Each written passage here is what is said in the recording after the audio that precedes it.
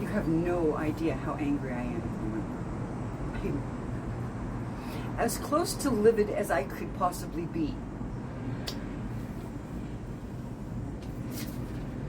Mr. Carney, I just sent you a little message on both Blue Sky and Threads, which will pass forward onto Instagram, which no doubt you will ignore, much like you'll ignore this, since the bulk of the platforms don't allow anything about Israel that speaks on Israel's behalf to get any real play.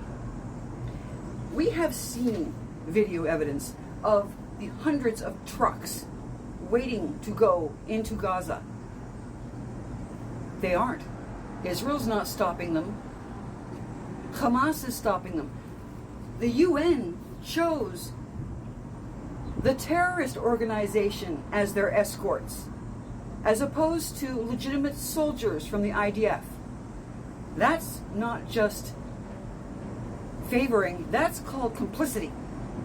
Now, the ceasefire is, again, not happening.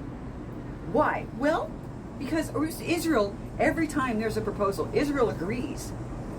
And Israel agreed that for 10 live hostages and 18 corpses, that leaves 32 still being kept hostage, they would release 125 prisoners that have a lifetime sentence and 1,200 people that had been arrested after October 7th. Overnight, Hamas came back and said, no, now we want 200 released from prison that have life sentences, and we want 2,000 arrested after October 7th. I'm not going to do the math for you. I'm not in the mood. I want you to just stop and think about 28 people for over 1,000. That's the trade-off. That's how little the actual Palestinians value their own people.